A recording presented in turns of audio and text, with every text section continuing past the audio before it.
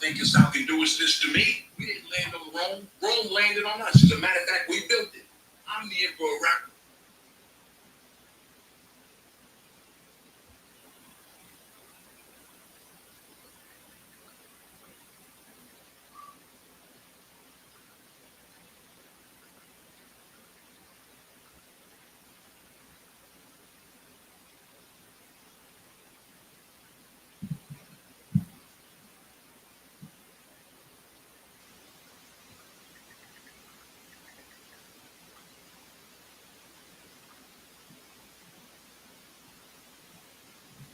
What's up? What's up?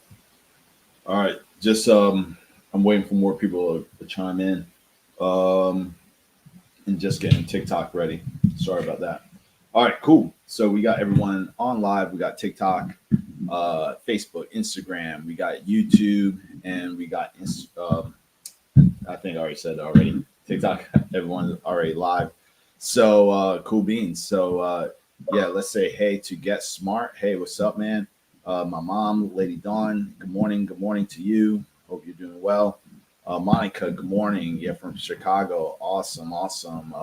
BMX Charms. Good morning. What's up? 1970 Mark J. Good morning from the UK. Hey, what's up? Is it still morning over there? I would think it's like afternoon. Leonard from Instagram saying good morning.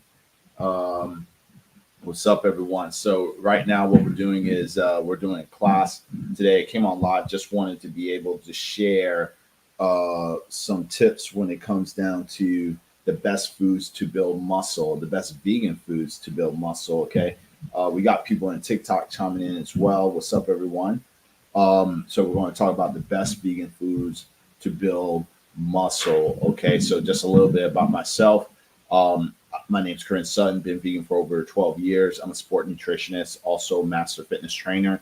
That means I'm qualified in multiple fields of fitness, like strength conditioning, exercise therapy, um, functional training, and so many more, like children fitness, senior fitness, a whole bunch of stuff. Okay. Also have a degree in exercise science and physiology. All right.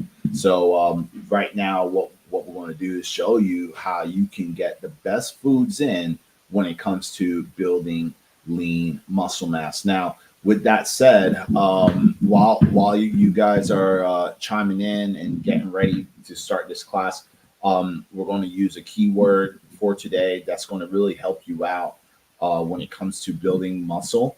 So when it comes to building muscle, I want you to go ahead and comment down below vegan muscle. Okay, if you comment down below vegan muscle, you'll go ahead and get my free ebook, 7 Ways to Build Vegan Muscle. Okay, so again, just type in it's 2 words, vegan muscles in the comment section. You'll get a message from me giving you that free ebook. Okay, so just go ahead and type in vegan muscle if you want to go ahead and get that ebook right now. But with that said, what we're going to do is go over some of the foods. Now, a lot of people do feel that when it comes to vegan food, you cannot build muscle. There's a lot of misinformation out there, especially from people who's never been vegan, people who's been ex-vegan, who said that they tried and then they failed. People who live on a carnivore diet and they think they're experts on every single diet. But I always say this before you even listen to any of these individuals, if you want to believe something, go ahead and believe it. But before you even take into any type of consideration of believing whatever information that's coming out, always say number one, check out their credentials. That's going to be the most important thing. Number two, see if they're following that lifestyle. Okay. If they're following that lifestyle and they've been doing it for many years, I would say, like, yeah, that's someone you can definitely trust when it comes to those words. Okay. And then lastly is going to make sure that they actually have testimonials of individuals that's living that lifestyle. Okay. Now I know people might have some type of disagreements of certain lifestyles.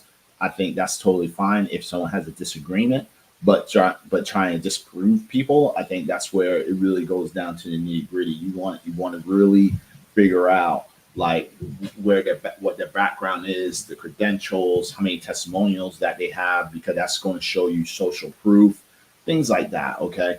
So again, I've been vegan for over 12 years. I built on tons of muscle. As you can see, I'm also a pro bodybuilder, so you can see like tons of trophies back there. There's actually more than what you think that's back there because there's about like 4 rows of trophies on that shelf.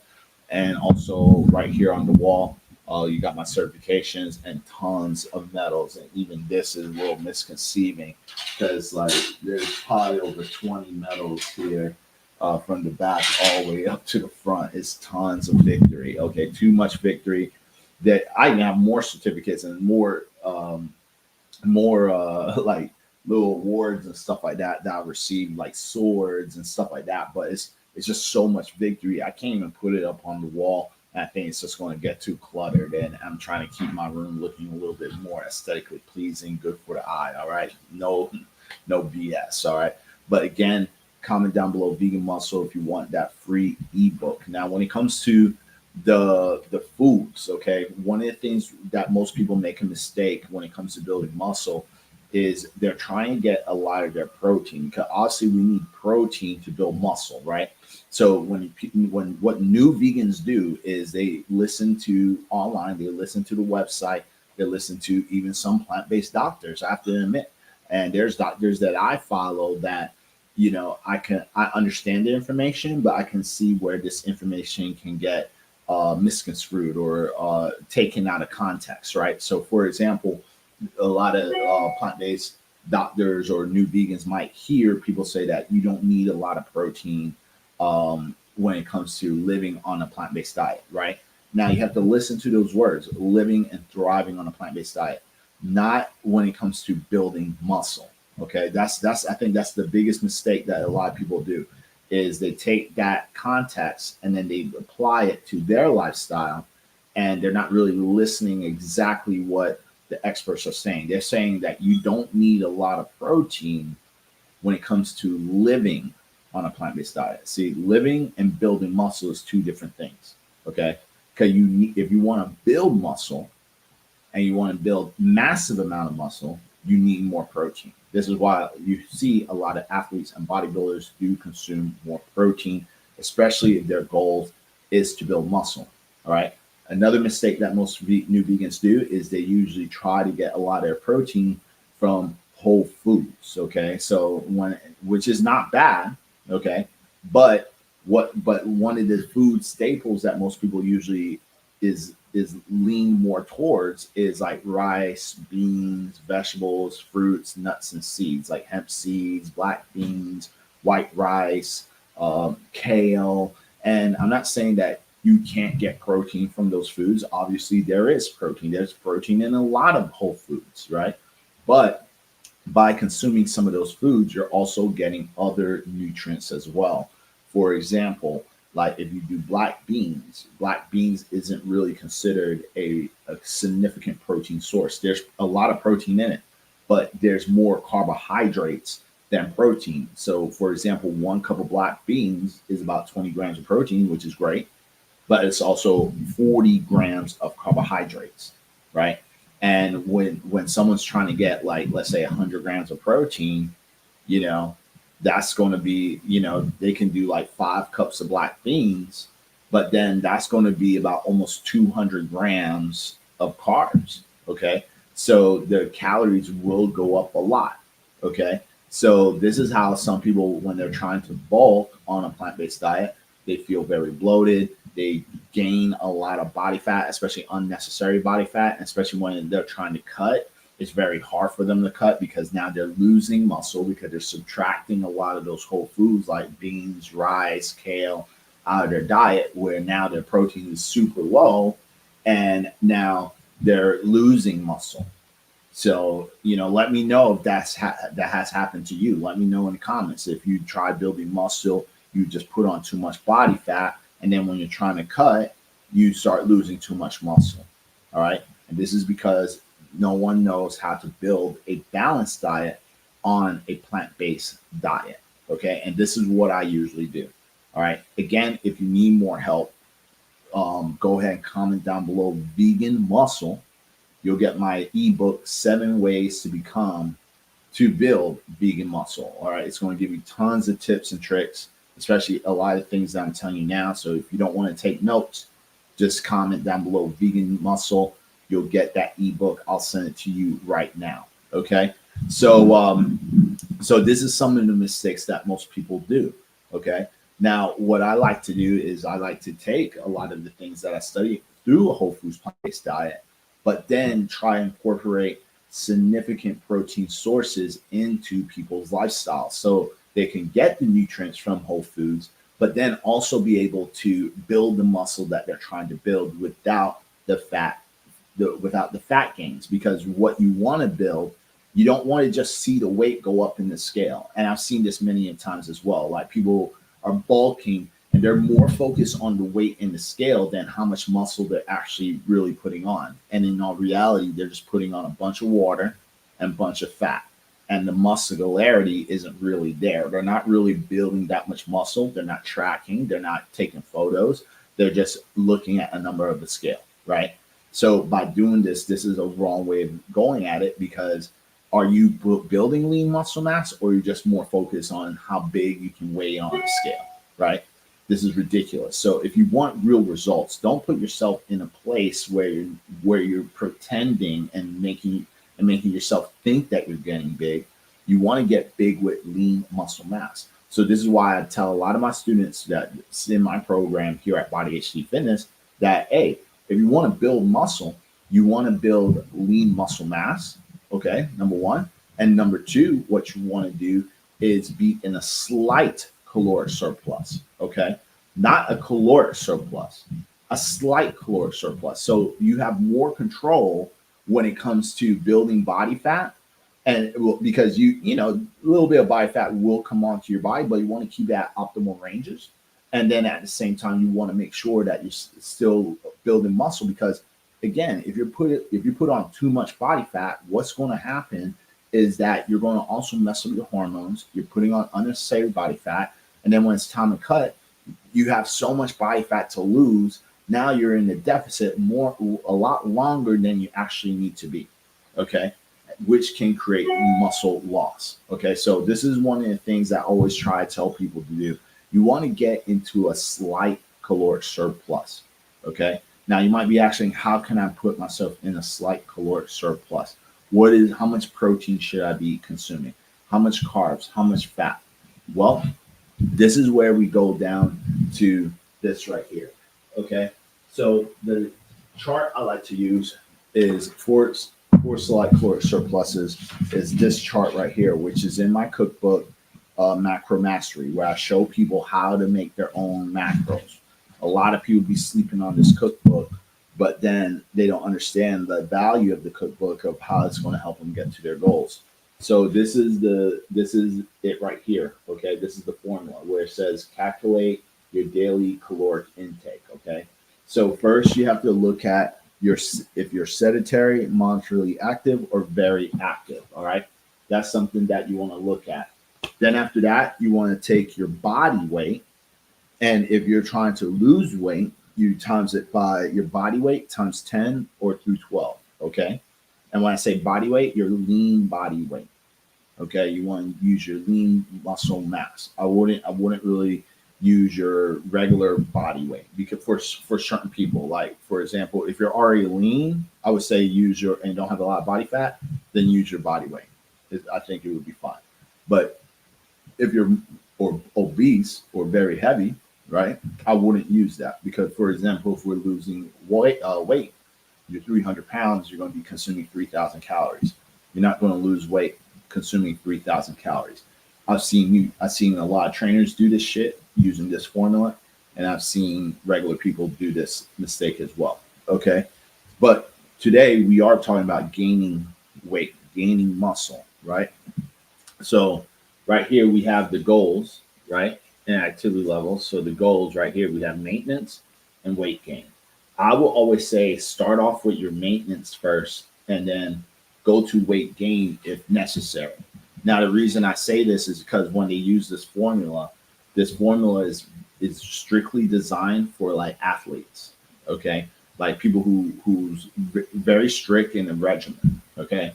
And since I've been doing this for a very long time, I've noticed that as well through the years of training people, right? It's like, yeah, this is designed mostly for athletes with this formula. So for the regular Joe, I would say, take your body weight, times it by 12, 4 through 14, see how much calories you have, and then start from there and do that for at least a month. Okay. You should be building, if you see your weight slowly getting up and you want to do certain things like measuring your body. Okay. Because this is the only way you can really know if you're getting results. You have to track, right? You have to track what you're doing. You have to track your progress. So once you get your calorie intake, let's say it's 150, and you times that by 14, you get your calorie intake. Do that for a month and keep track of your weight, body fat, measurements of your body, and take progress photos every single week. Okay. If you do that for a month, that's going to give you some good output data to know if you need to make any adjustments. Okay. For most people, you probably don't need to make that many adjustments, right? But for some, maybe you do. Okay. And then if you see that you're on a plateau or maybe you're losing weight with consuming all those calories, then go up one more number. So let's say you start at 14 with your body weight and you multiplied that, you got your calories, you did that for a whole entire month, and you saw that you actually lost weight, right? Then I would say, okay, let me take my body weight, times it by 15 or by 16, bring it up a little bit more, do it again. All right. You have to track, because this is why a lot of people don't get their results. They don't take their goals seriously. They're more focused watching videos like this, to be honest. They take the information and they kind of wing it. Okay. I'm giving you real information. I'm telling you exactly what you need to do. Okay. You have to track it. If you're not tracking, you're slacking and you're just making up bullshit numbers in your mind thinking that you're doing well. And in all reality, you're probably suck at it. Okay. You have to track. I do my measurements every single week using my application, Body HD Fitness app. I use it every week to measure. I even use my own application and I measure, I put in my body weight, I put in my body fat, measurements of my body, and my progress photos. I do that every single week so I can know my body is actually changing. And if I need to make adjustments to my calories and my macros, I can go ahead and do so. Okay. So if I'm doing it for myself and using my own product, right, to do so, why aren't you? Right? Why aren't you, like, you don't need to buy my app, but at least get a journal out, write on a piece of paper. This is how the old school bodybuilders used to do. You know what I'm saying? So if you actually training for a particular goal, a particular purpose, you have to track your progress. Okay. And this is why I'm hammering this down. You have to. Now, before I move forward, let me just do a little break. Because I know some people are coming in, a lot of people on TikTok saying, hey, what's up? What's up, everybody? And let me see everyone on Instagram if anyone got any questions so far. Just a little break. But remember, if anyone that's joining this video today or this live, go ahead, comment down below vegan muscle, okay? And you'll get my free ebook, 7 ways to build vegan muscle. Okay, so today I'm just going to probably just go over 3 or 4. You know, I'm trying to just go on with the flow. But if you want step by step, go ahead and comment down below vegan muscle. You'll get my free ebook, 7 ways to build vegan muscle. Okay, go ahead and comment down. Now, John said, whoever says vegan can't build muscle doesn't understand the basic of nutrition. Exactly. I truly believe you. I truly agree with you, Antonios. John, just because I feel that if you're actually a true nutritionist or you're a dietitian, you should understand all factors of diets. You shouldn't really be canceling any diet out. You should be able to learn how to build a diet for each individual for their goals. If you don't know how to do it, just say you don't know how to do it, but don't go online just trashing shit. Okay. Because like me, I'll tell you my opinion. Like when I talk about everyone knows, like I don't like the animal and carnivore diet. Those diets, I feel like it's extreme. But do I say you can't build muscle off of that? No. Do I say you can't lose weight doing that diet? No, I don't say these things. I say that it's probably healthy in the beginning, but long term for longevity, I don't see the facts and the science that supports that. So I'm looking at overall long term health, not short term. Short term, of course, people they can reverse a lot of diseases and health related issues short term, but I don't believe long term. Long term, just eating tons of meat and eating very little bit of vegetables and stuff. Nah. And I'm a nutritionist and I know that shit. You know what I'm saying? And I'm just going off the science and everything that I learned about diet overall. It's one of the reasons why I went vegan. It's one of the reasons. Because when it came down to the science, the public studies, and just learning more about nutrients and nutrition overall, it's like a lot of it's in the plants. So I'm like, hey, one of the easiest way for me to go vegan was pretty much like, yeah, of course, like for the animals and stuff. But when it comes to the health science, it's just like, look, there's tons of benefits in eating plants. So it can't hurt to just consume a whole foods plant-based diet. You know what I'm saying? It just can't hurt. Let's see. Unfair World said, it's funny that mainstream doctors will tell you that carnivore only has a short-term benefit. Yeah, I mean, doctors are saying that, if that's what you mean. Yeah, doctors are saying that too. But let's see. Let's go down to Instagram. Now, some people are. I see on. Okay, so, Antonio John said, I was a carnivore keto diet for 3 years, then switched overnight to a plant-based diet as a stand with animals, and it's a difficult transition, but that applies to anything nothing about. Hey, Antonio's John, thank you for sharing that. I tell you the truth, because it was such a good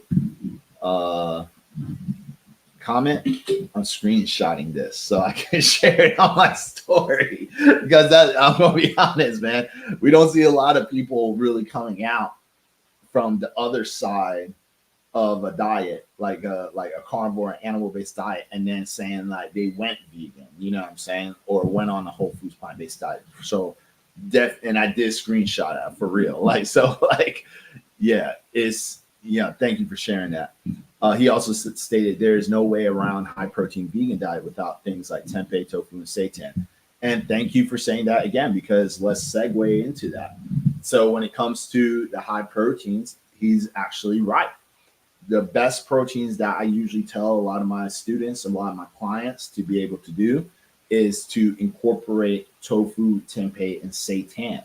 All right. Not Satan, like the archangel with the horns and the devil or whatever you want to create it in your mind. I'm talking about seitan, which is made out of the endosperm of wheat. That's all it is. It's made from wheat seeds. Okay. And it's a flour. It's actually wheat gluten. Now, when it comes to these protein foods, with tofu, I wouldn't really worry about like some of the negative effects that people think that can get from soy products like tofu, because this is misinformation again. Okay. Again, I've been doing tofu for a very long time, for over 12 years. Even times I've been consuming almost a block of tofu for like a year in some cases. And my testosterone is still high. I haven't got any gyno or anything like that. It's good. And the same thing when it comes to a lot of my students. And there's tons of studies that back up these claims and everything that I'm saying as well. You just have to do the research and Google it because it's out there. Okay. And then with seitan, with wheat gluten, nothing's wrong with that either. Some holistic health gurus would tell you like the wheat strips the nutrients out of your gut. This isn't true, okay? Because if you're consuming mostly a whole foods plant-based diet, you're going to always get nutrients in. Okay, so like this is impossible. Okay, you're going to get nutrients in if you eat more vegetables and fruits and nuts and seeds and legumes and grains with the seitan. Okay, so the wheat's not just going to strip all the nutrients. You're going to be malnourished and weak and you're going to be brittle. Okay, this is not true. Okay, so seitan is a great source of protein. It has tons of iron in it. It has its own nutrients as well. It has tons of iron, tons of potassium. So it's definitely a great food to have. And if you make it your own, it's probably the best way of doing it. But there is some meat alternatives that's made out of wheat gluten or seitan, which is very moderate in salt intake if you're worried about sodium, and it has very minimal ingredients. And when I say minimal, I mean minimal, like very just seasonings, and that's it. All right, it's pre-made. It makes it easier for you to prep. Okay, because making it on your own does take about it takes about like a good hour to 2 hours to make your own seitan. All right, but in my cookbook, I showed you the fastest way of making it, and that's my high protein vegan. It's a high protein bread rolls. Let me show y'all. Um, this right here, low carb, high protein bread hack. All right, and it's this right here. Okay, and this is made out of seitan. All right, and with seitan or wheat gluten, you can make bread with it. It's in bread. Okay, so only it's in bread. The only difference between bread and what I made, I just took out the wheat flour. All right, and just used the pure gluten. So what? There's a pro and a con. I want to be very honest with you. There's a pro and a con. The pro is that you can lower the carbs to like almost nothing, and you get tons of protein. Like one roll, I think in this ebook said about 18 grams of protein, I believe, from when I showed y'all. Um, and it's very low in carbs, very low in fat, right? So that's the pro. The con is that when you make the rolls, they only last up to 2-3 days. So it's probably best to eat it once it's out of the oven because it's nice and soft. Because by day 3, it's stale. It's not good. Okay. Versus when you make bread, you can add a whole bunch of extra ingredients to keep it fresh. Okay. But when you're using just pure gluten, that's what happens. You know what I mean? It's just like it's nice and soft. It's delicious. Has a little bit of a tougher texture, to be honest with you, because the flour does make it more fluffier. But even in this recipe that I made, I cut it with some chickpea flour. I use that. But again, it's still soft. It's just like a little. When I say a little bit tougher, it's just a tad bit tougher than regular bread because there is a lot of wheat gluten.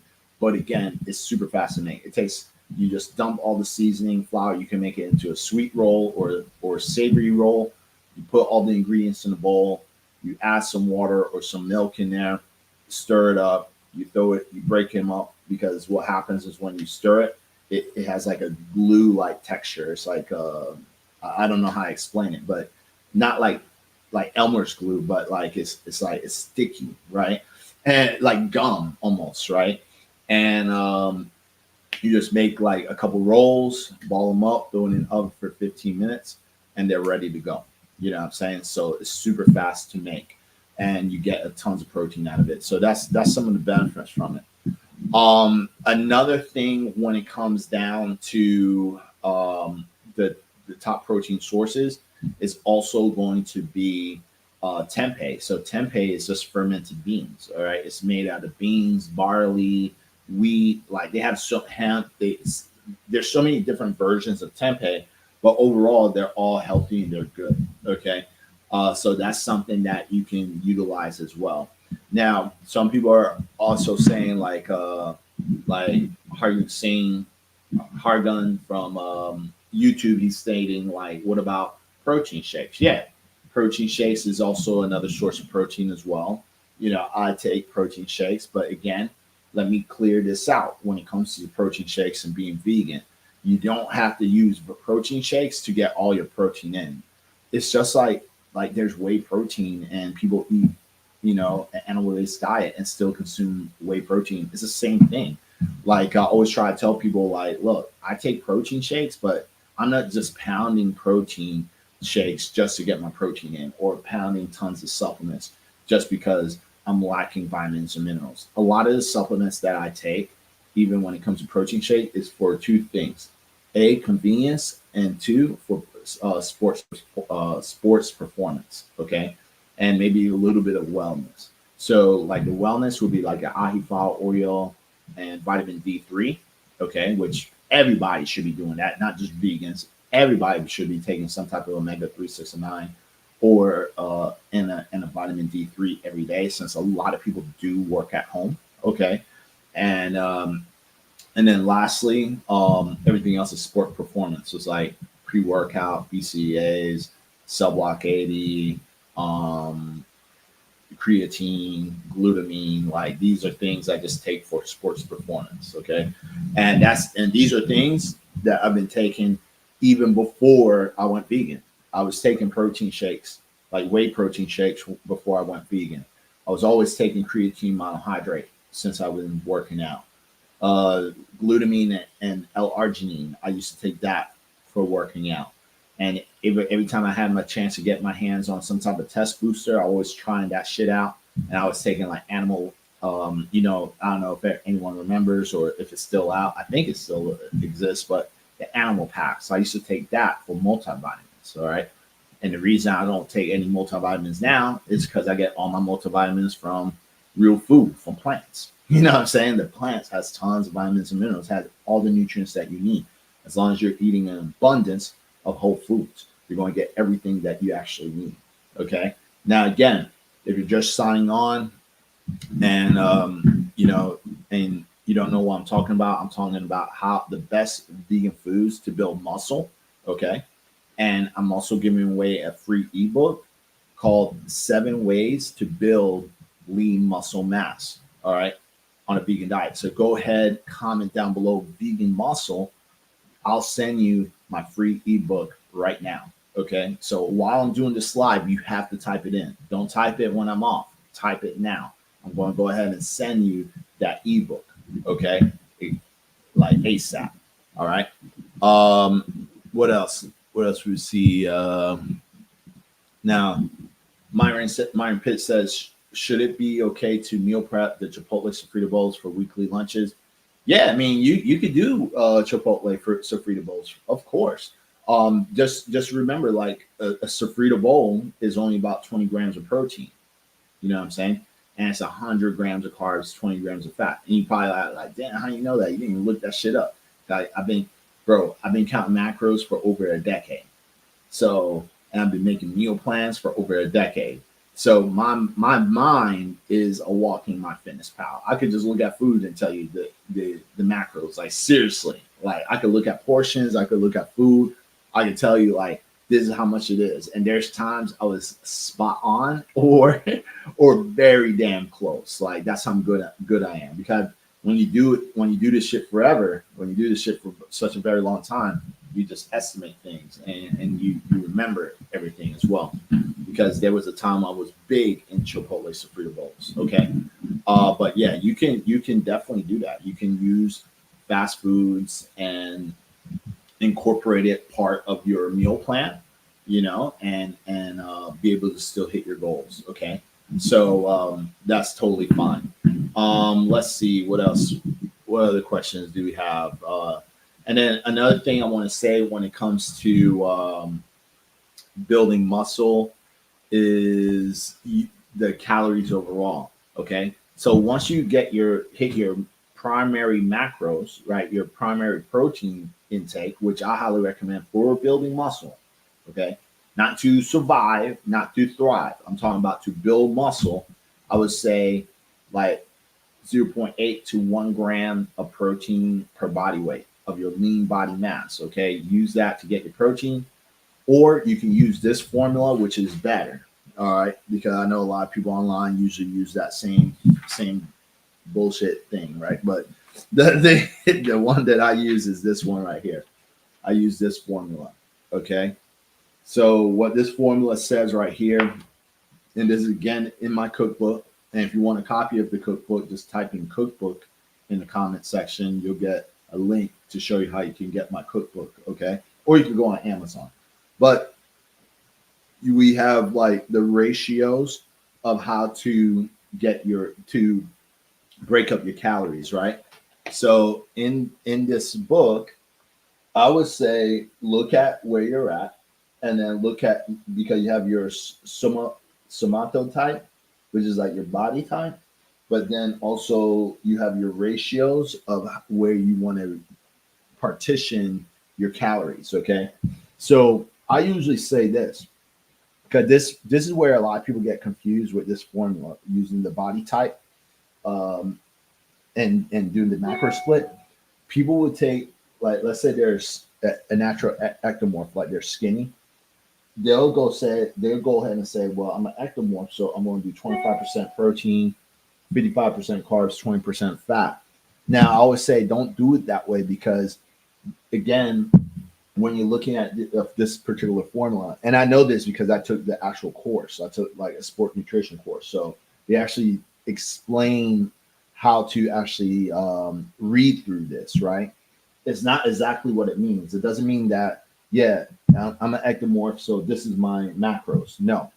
What it means is that if someone's mostly an ectomorph, more likely the activities that they're doing is more like a runner, like they're doing more endurance type exercises.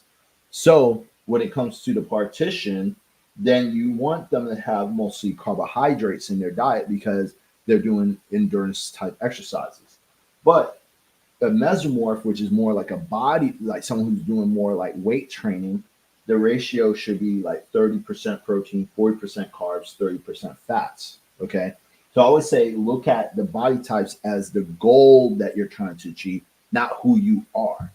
Okay. And make sure that what you're doing in exercise aligns to the goals, right? Because like you have people who wants to build muscle, but then they're doing marathon running. You know what I'm saying? It doesn't make sense. It's counterproductive. Not saying you can't build muscle doing marathons, but it's going to be damn hard to do so. You know what I'm saying? So it's going to be like, it's going to take you a very long time to build the optimal amount of muscle that you want if you're running all the time. Okay. So make sure that the sports that you're doing or workouts that you're doing actually aligns to your goals. And this is one of the things I always say to individuals, right? I tell them this. Look, if you love to run, but you want to build muscle, the type of training you should do is hypertrophy training, which is bodybuilding training. It's the best type of training to build muscle. Who has the biggest muscles? Bodybuilders. It's hands down. Like you don't even think about it. Who can lift the most? Heavy weightlifters, right? Again, if you're trying to go for weight and strength, weightlifting. But if you're trying to build hypertrophy, bodybuilding. If you're trying to be a marathon runner, marathon running, right? So it's just common sense. Now, what you want to do is simple. This is what the best of the best do. Even people who play different types of sports and they want to build muscle, they do something called periodization training. Okay, periodization training means that you take you partition a part of time from your life, right, to focus on one particular goal. Okay, so if I'm trying to build muscle, maybe I'm going to take 6 to 8 months that year to focus on hypertrophy. And then when I'm ready to get back into running, I'll spend the next 4 months back into cardiovascular training. Does that make sense? Because when you try to combine the two, it's very difficult to do. And it taxes out the body extremely. You're boosting up your cortisol level like crazy. All right. And with bodybuilding and building muscle is about keeping cortisol levels as low as possible. You don't want to stress out the body too much through physical activity. All right. Because once you stress it, you need time for the body to relax for it to build. Okay.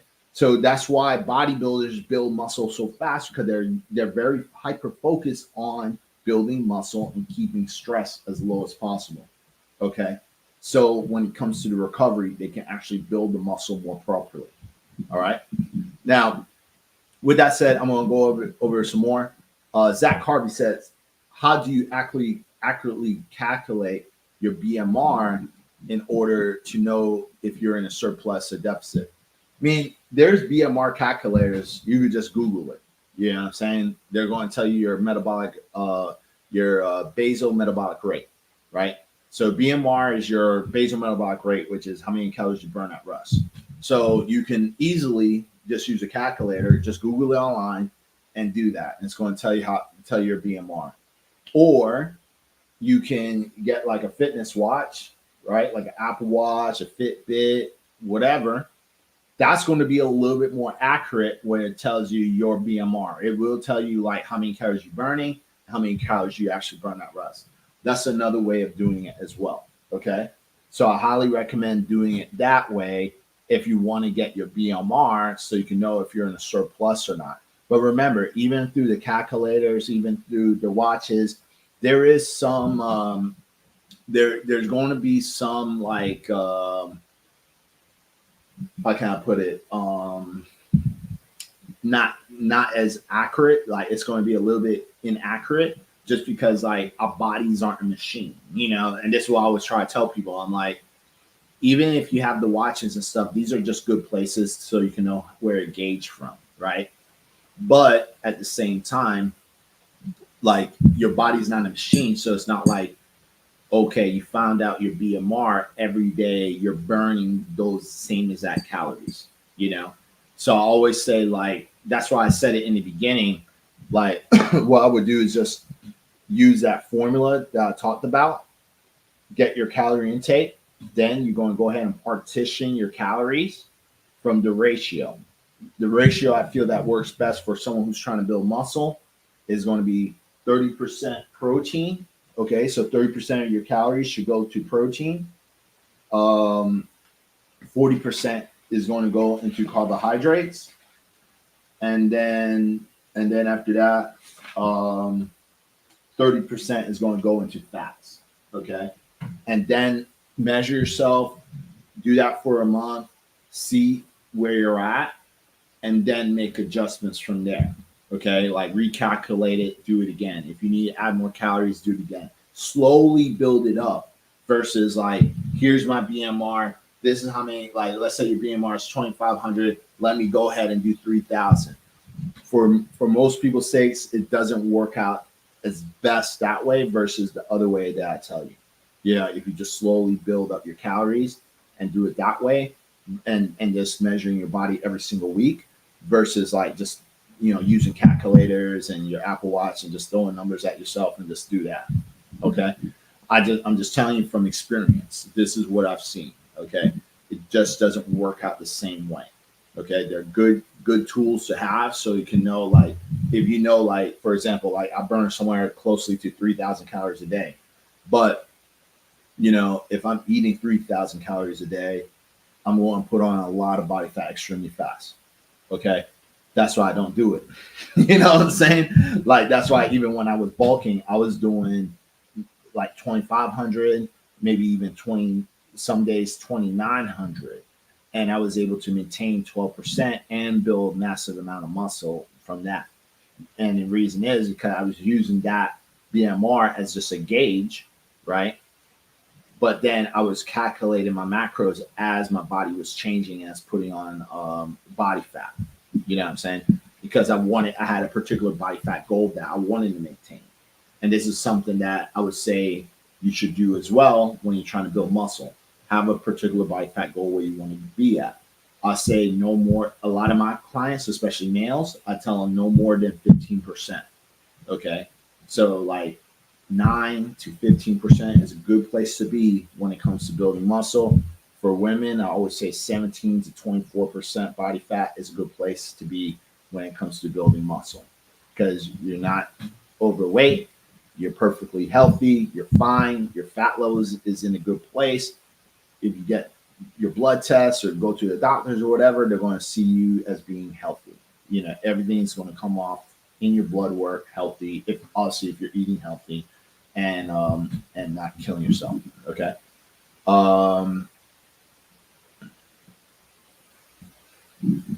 Let's see. 1970 Mark J said, I got to go. Oh, man, that's totally fine. Yeah, don't worry about it. Someone's Callie said, is pineapple a healthy fruit? All fruits are healthy. There's no unhealthy fruit. Okay. If it's a whole foods, all fruits are healthy. UT Alvarez says, is there a study about the tofu? It's not good for men. Is this a myth or true? The study about the tofu being not good for men is a myth. So I always say just Google it, and then you can find out the studies that are actually good for men. You know what I'm saying? So like you could Google this stuff, man. The World Health Organization already says like living on a plant based diet is totally fine. Um, I think it's called because I don't remember these studies like on the top of my head, but um, I can look it up real quick.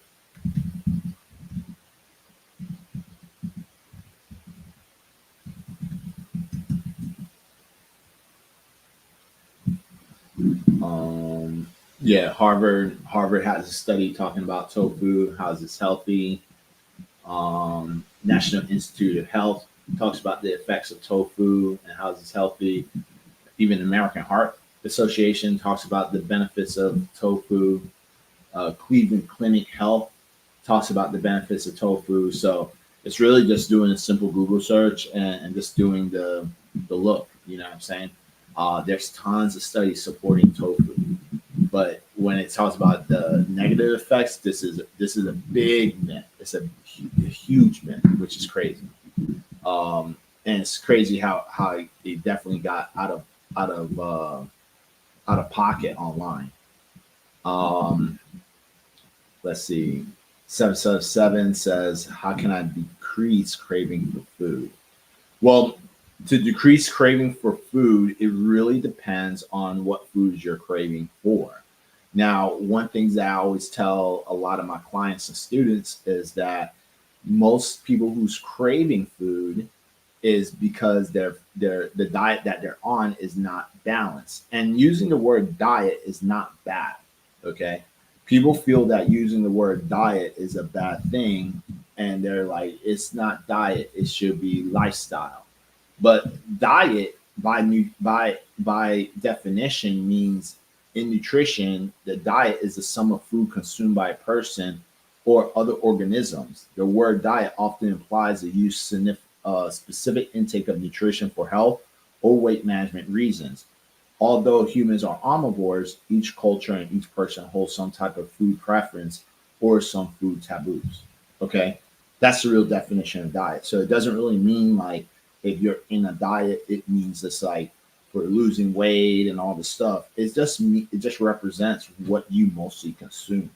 So if this is for a health reason, if it's for losing weight, if it's for building muscle, all this falls within diet. It's not a bad word. It's not like, oh my God, he used diet. He promotes diet. Who gives a fuck? So it's like it's what it means to you for whatever goals that you're trying to achieve. Okay. Um, and then let's see what else.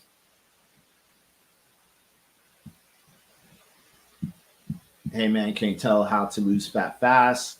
I have to actually go, so I can't tell you at this moment. But a quick answer would be just a calorie deficit.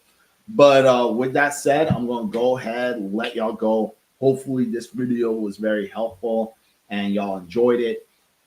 Remember, I always do these lives when I come on all platforms at the same time every Wednesday at 11 a.m. Eastern Standard Time. And then I mostly go on Instagram Live every day. I'm trying to do every day. Sometimes it's the morning, sometimes in the evening, sometimes mid afternoon. You just have to catch me. I don't have no particular time when I go on the Instagram lives every day and what I'm going to try. And sometimes I even invite the TikTok people to go live. And I'm going to try to start doing the lives on YouTube as well, a little bit more frequently. But with that said, hopefully this was definitely helpful, and I'll talk to y'all soon. Peace.